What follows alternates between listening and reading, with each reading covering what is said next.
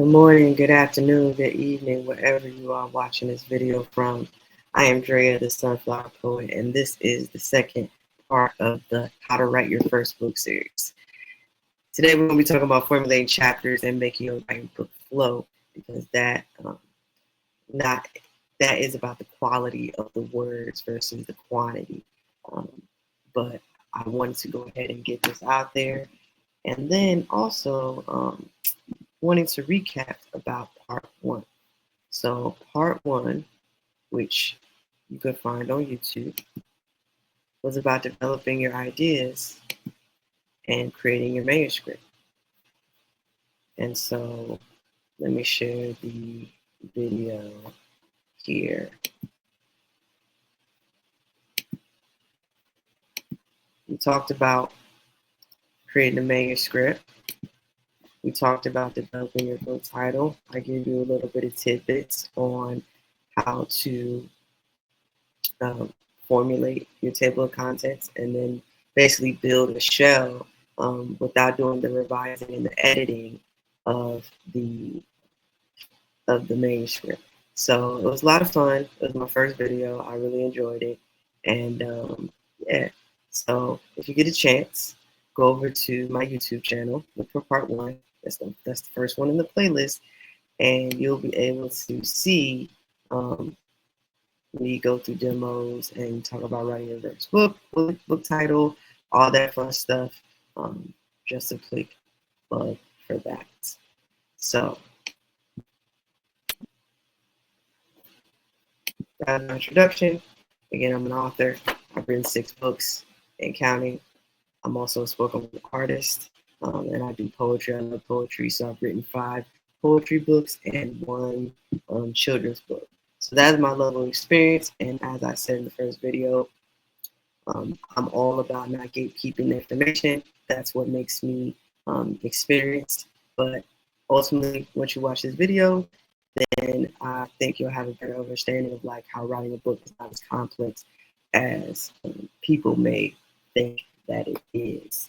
So now that we got the intro out of the way, let's talk about why chapter structure is key. Now, chapters are pretty much the building blocks of the story that help you eventually develop it to an end, whatever the end is, whether it be happy ending, sad, whatever the case is. Beyond the book title, the next step is the chapters and table of contents. And that's essential to your manuscript, and that is going to make your book flow to the reader. It's a story, so it's meant to take the reader in a direction and maintain interest. So I just want to give an example of my book, Seeds of a Sunflower, how chapter structuring is important. And what I did is my title is Seeds of a Sunflower, Poems of Growth. And so that initial title lets people know that they're looking, these poems are about growth, about development. And then when I made the chapters, I thought, okay, well, let's get into how a sunflower grows. Like a sunflower starts with roots, it starts with seeds, it starts with soil, etc. So this is like version 3 of however many versions. But as you can see in my table of contents, I decided to break it up in cycles. And then I did poems that were essential to that specific cycle based on where my imagination was taking me with that. So this is just an example of like how important your chapters are, and that really consider some thought. Obviously, write the words, chapter 1, whatever. But as you're developing your story, you're finding out that the picture I want to paint in the imagination of the reader is X. So for me, Seeds of a Sunflower, I was like basically taking them on my journey of through poetry and making it parallel to the growth of a sunflower and survival and pretty much reemergence. And so the table of contents will lead you into that, and then every chapter separated is has its own section. Uh, like for me, I wrote quotes from friends, and then I went into the poetry itself. So this is just one example of like how important it is, like for your building blocks of your chapters. The names don't have to be perfect. It's a continuous process, a continuous draft. Um, but each chapter needs to represent a purpose in some way. And so, the purpose of mine was to take people through the stages of a flower and compare it to behavioral, like things that are happening to you or me, and kind of making the reader develop their imagination based off of that. So that is something to consider. And we'll go into the next section, which is about organizing chapters and formulating them. All right. So organizing chapters and how to formulate them. I already talked about why it's important. Now we're into the 3 points I want to hit about organizing chapters and how to formulate them.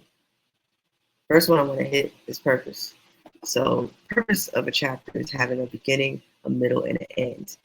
Seems like tedious or semantics, but it things are structured for a reason, and so you want to think of it as short stories within the story, and then it's connecting from chapter 1 to one is one is going to look way different than the last chapter 10, or maybe 1 and 10 come together. Like, it depends on how you develop it, but the purpose, making sure that you know what you're trying to do. If there's a conflict in it, in your story, are you developing the character? Are you revealing the information? And I say this generically because what are you writing? If you're writing a fiction, if you're writing fiction, is it about a specific character, or is it these are just uh, surface level, tips and tidbits. Do what you want with that information. I think it'll be very beneficial. So for the purpose, even if it means writing, beginning, middle, and end for each chapter, it reminds you that at some point, like, your chapter is going to have to end, right? So how are you going to tailor that? How are you going to transition between the chapters, which what I'm going to discuss as well. The next part is pacing and flow. So you're like, pacing and flow, like, why is that important? Well, we don't want to move too fast through a story. We don't want to move too slowly.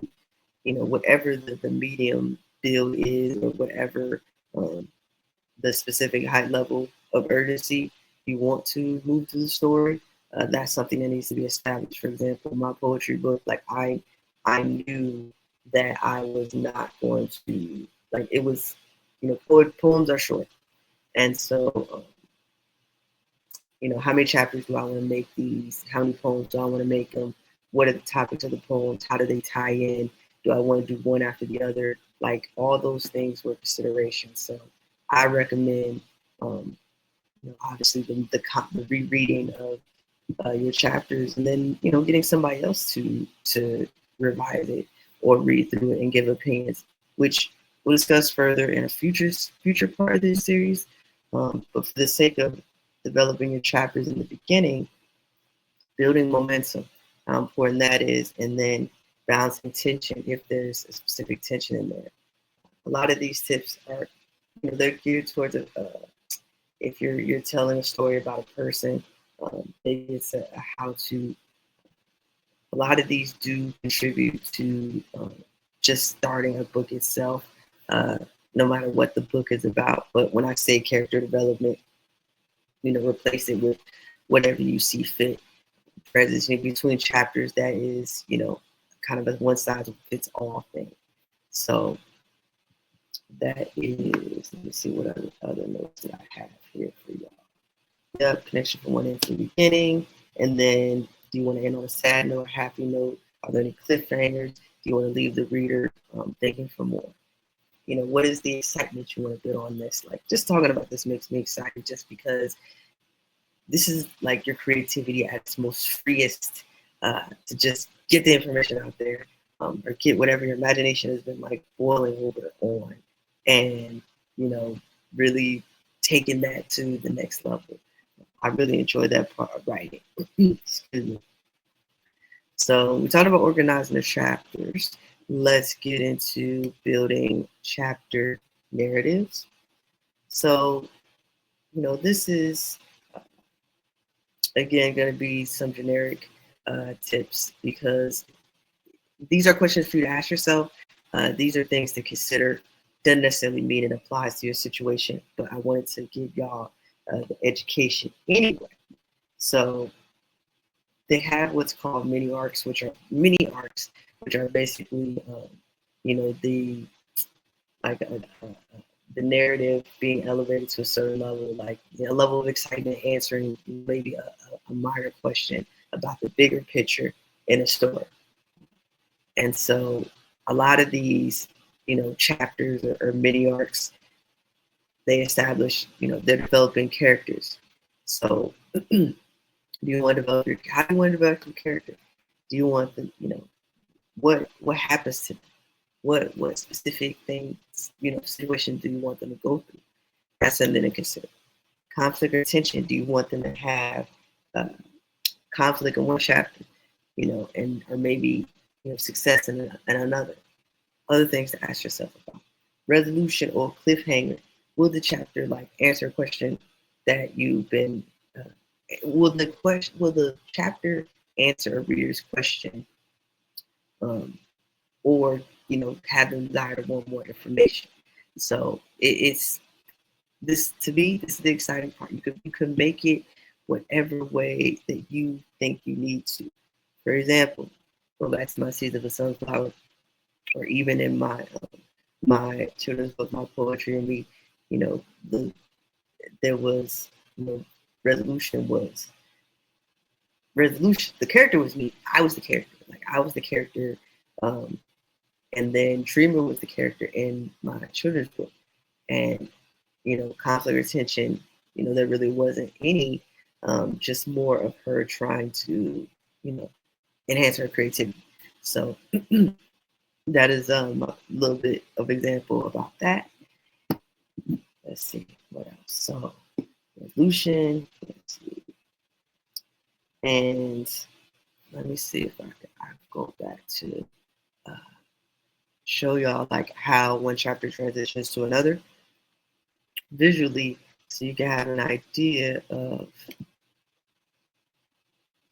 how it's written. This is written in poetry form, but it still, to me, um, gives the idea of a transition. Bear with me, I started losing my voice. I started losing my voice when I started talking about it, but I got really excited. Anywho, so cycle one was the soil, right? And so I ended with my future unborn child, and then went into cycle two. So I took my poems to a point where it was like, okay, how do I want to end this chapter? I want to end this chapter as a means to uh, provoke thinking, right? But in a happy, joyful way. So I was like, okay, well, the soil, it's about foundation. So I was like, okay, well, let's talk about some pain, some things you want to go through, and then knowing that the seed was the next one. Okay, well, I went from pain, a level of pain and experience and happy, to starting with Forever Changed Woman, which is the soul. Okay, went from one section talking about the development stages, like raw emotion, to emergence, to transformation. So it's not necessarily like a put together chapter or a fiction novel, but still the same. Like, even with poetry, you're still structuring your chapters and the content in your manuscript to to fit the flow that you want to have. And so I knew this was the poem that I wanted to go to. So when you think about your novel or whatever specific manuscript you're making, then just think about your own emotion when you're reading something. When you read your own words, and then what ride do you want to take somebody's imagination for that? All right. So I just want to give y'all like a visual example of um, transitioning between chapters and how uh, the narratives are important. Let's see. I think we talked about that. All right. The next step is engaging the reader. So these are the 3 tips that I want to hit. Starting strong. So starting strong, like what is your first paragraph going to be like in your chapter? Or what is the first sentence going to say? So for example, if I write how to write a book, my example might be, so, you know, so you still haven't written that book, huh? Question mark. What are you waiting on? Like that sort of thing. Like I'm like, getting the hook out there and telling my reader, like, hey man, I'm talking to you. Hey, whoever, person X, reader X, like, so start strong in your chapters, right? And then determining if there's internal or external conflict. We talked about conflict with building chapter narratives. So now with engaging the reader, okay, we have the words that we want to say. Now we need to, really come with like powerful reading, powerful writing. Is there, an internal conflict amongst the characters or external characters and external, like outside of the main characters? Or, is there a conflict for writing books? Like, do you find yourself internally, like your friends are supportive, or external conflict? Your say it's your school teacher or somebody outside of your circle, or maybe it's a financial means, whatever. But those are questions to ask when telling a story. Dialogue and description. So dialogue and description, what is the conversation going to be about? The conversation that I had. And when you do dialogue specifically, then are you giving people an idea of who the character is, how to advance the plot, etc. All right, so we hit that. And let me see. All right.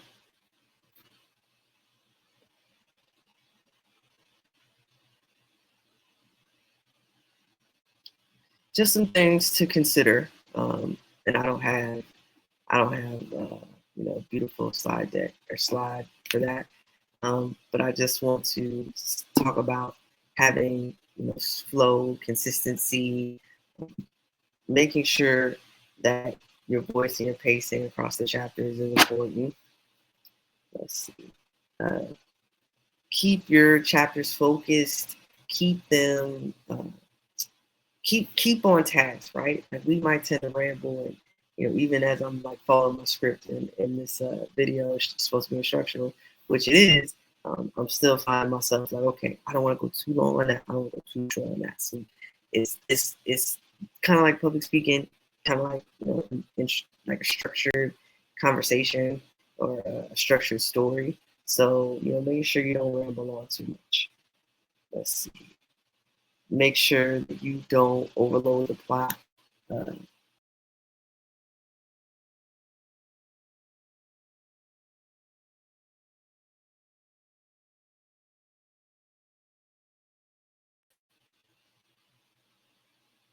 we don't want to lose like the plot of the story by overloading the chapters with too much information. Let's see. And a lot of these are kind of repeats. Don't rush the chapter ending, and then keep the pacing varying. These are like little tidbits. If you're listening here, like not necessarily being fully developed, but just don't get too much information in your chapters. Don't rush to your endings, and keep your pace. So the last thing is, write your chapters in your book. Like write your first or second chapter, and see if any of these uh, different perspectives help you develop them. They will generate questions, and they generate more questions, but it is a guideline, and it can be about anything. So I really encourage you to do that exercise. Try different endings. Try to see if the conflicts. Maybe there's conflict between characters. Maybe there's not. But it's a chance to exercise your comfort. Excuse me. Exercise like a lot of those different perspectives to see what direction you want to go. So we reached the end of part one. Just to recap, we talked about formulating your chapters, organizing your chapters. Bear with me. Organizing your chapters, having a purpose, beginning, middle, and end. Making sure that your pacing and flow is, balanced, or at least as balanced as it could be, or if it needs to be higher for one or lower for one. Like ultimately, you determine that. Transitioning between chapters, a happy ending versus a good one. Developing one character, maybe adding to another, moving the story along. Those are things to consider when organizing chapters. Engaging the reader. So I said on the first video about knowing who your audience is, knowing who you're speaking to. You want to start strong in your chapters.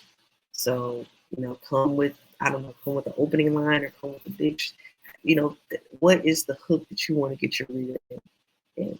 Internal external conflict, if it applies, or maybe there is a pseudo internal conflict if you're the person that they're talking about. Dialogue and description, if there's characters involved and they have conversation, is the conversation too much, or is it moving the story, or is it not? Building chapter narratives. So building your chapter narrative, bear with me. Building a chapter narrative is about character development, conflict or tension, resolution or cliffhangers. So character development, making sure your reader knows who they are.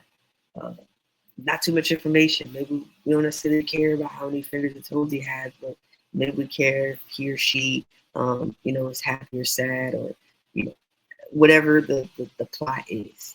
Conflict or tension, identifying that. Resolution or cliffhanger. Do you want to end chapters with that, or do you want to start with one? Again, it's your story. It's whatever you want to do. The I've got cliches ready, but I'll just say ultimately the choice is yours as far as how you want to engage with this.